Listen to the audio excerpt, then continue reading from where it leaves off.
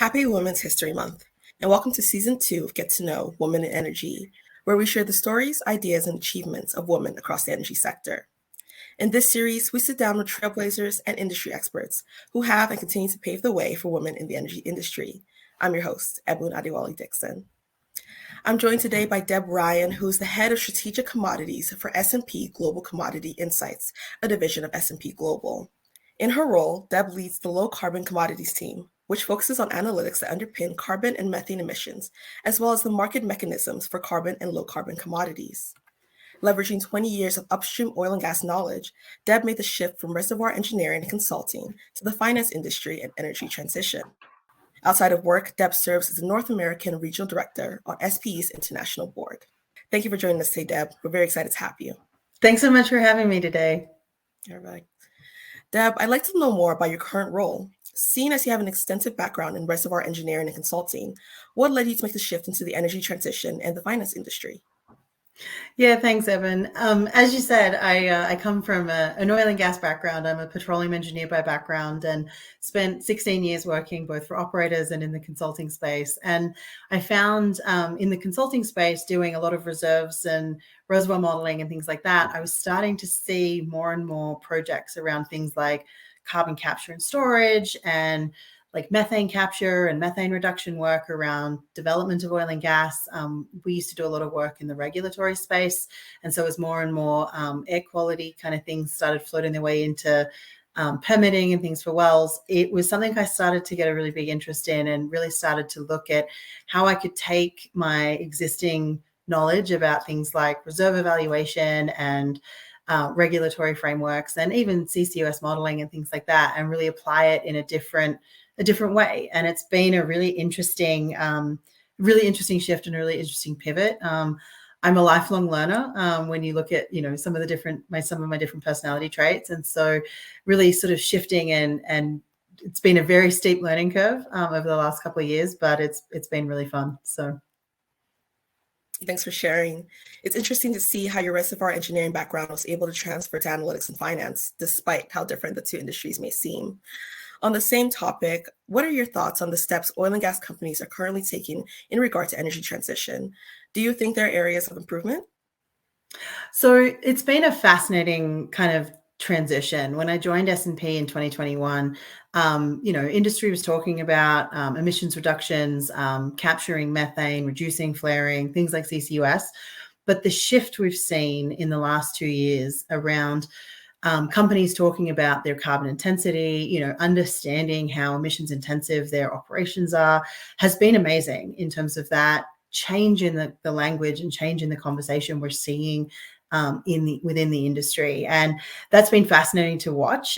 When I first joined S&P and started the work that I'm doing, it did feel very removed from all the work I'd done previously. And in a very short space of time, it does feel like those conversations are starting to converge. And that's been really fascinating to watch. It's been exceptionally quick. 2 years isn't a very long time to see how this is happening, but it's definitely been, and I expect to see more and more as companies are constantly either being required to or voluntarily reporting their emissions and their footprint, these two worlds of actual production of oil and gas, and as well as understanding the emissions and how that's calculated and assessed, how those come together, is something that I'm expecting to see more and more as we progress. So.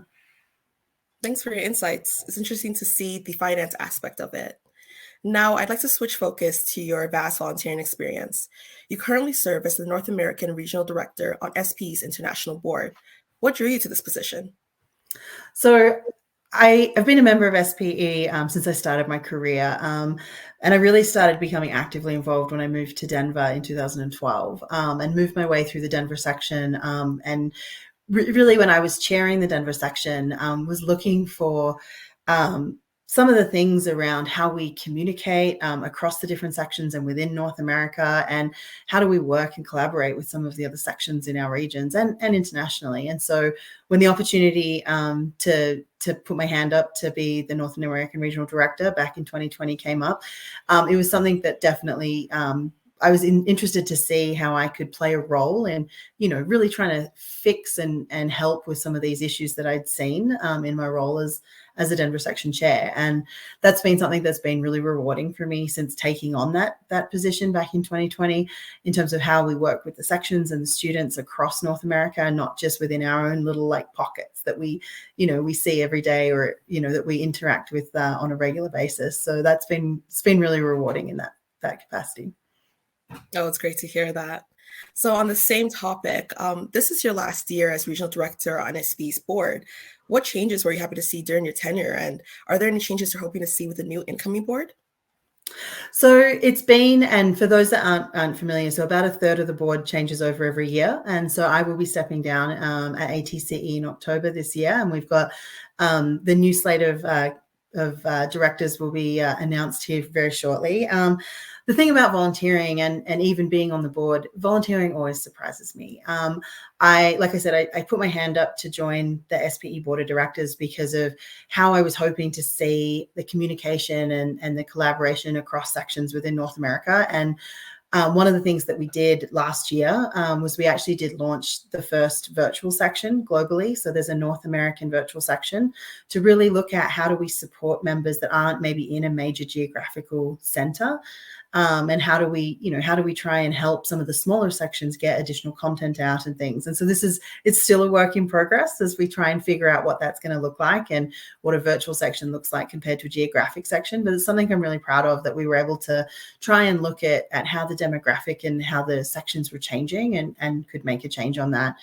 One of the things that's been really great is, from a professional development point of view, the board is really a mix of people all over the world. We truly are a global board of directors, and people are at all different stages in their career. And so being able to interact with people on the board and really learn from them, work with them, solve problems, not just for my regions, but for, what we're seeing geographically around the world and the different challenges that different sections and different student chapters has been so rewarding, and something that, I wouldn't change for anything. So yeah, it's been a really valuable experience. Thanks for sharing. That's very interesting.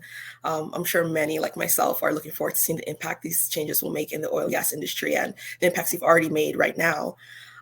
So in addition to being SPE Regional Board Director, you also sit on the S&P DEI Advisory Board. Could you expand more on your involvement with the board and how it ties into your passion for supporting other women in the industry? I've always been exceptionally passionate about women in industry, women in STEM, and how do we try and encourage more women to join the industry. And so being part of the S&P Global DEI Advisory Board really allows me to look at how we're doing that internally. And again, that's not just about gender, but all sorts of different diversity initiatives within the company. It's not that long ago, at least it doesn't feel that long ago, when I first started my career, I was going offshore and I'd still be the only woman.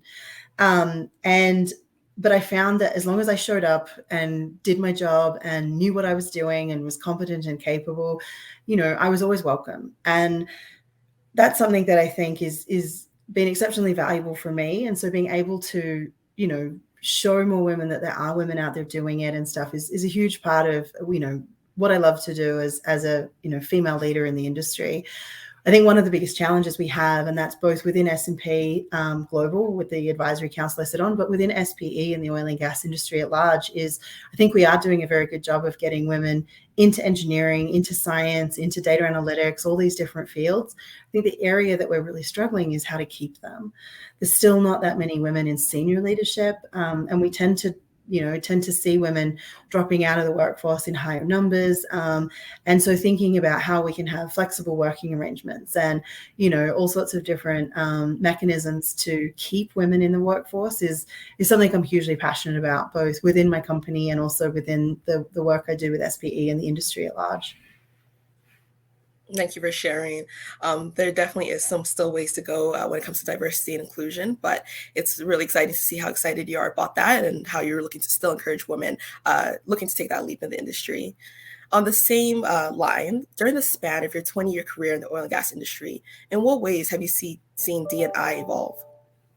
So I think I kind of touched on this a little bit. I think we're seeing more and more women entering the workforce in science and technology-based roles, which is wonderful, right? When I graduated from university, I was one of about 25%. More and more as I go and visit student chapters around the world, we're seeing those numbers being closer to 50-50 in some parts of the world, which is amazing. Like I said, I think the biggest challenge for us is figuring out how we keep women in the workforce, and thinking about, like I said, what does flexibility mean as we grow up, as we have children, as we, are juggling lots of different things, and how do we provide the right tools and things like that so that everyone can have that equitable experience at work is really critical. So we're seeing changes, but sometimes I feel that sometimes they're not always as fast as we would like and maybe as we need. So. Thank you for those insights. Like you did mention, women in the industry are juggling a lot of things such as working, home life, family life. So what advice would you give to women who may have an extensive history in a specific engineering background and are unsure of how to make a career change? Yeah, I get a lot of questions about this, and to be fair, not just from women, with the pivot, seemingly, like you said earlier, to a very different industry than I had been working in. And I think, to be honest, and being very honest about it, it was terrifying to walk away or to switch away from something that I'd been doing for so long, and that I was so comfortable with, into an organization and a company and a part of the industry that I had very little knowledge, to be honest. It's something I'm exceptionally proud of, how then I was able to realize that I did have a lot of transferable skills, that it wasn't just about my day-to-day, it was also about some of those non-technical skills in terms of leading a team and managing projects and communicating and networking, and I'm very list and project orientated, so the ability to get things done, a lot of these things actually translate more than I think people realize, and that's been exceptionally true for me.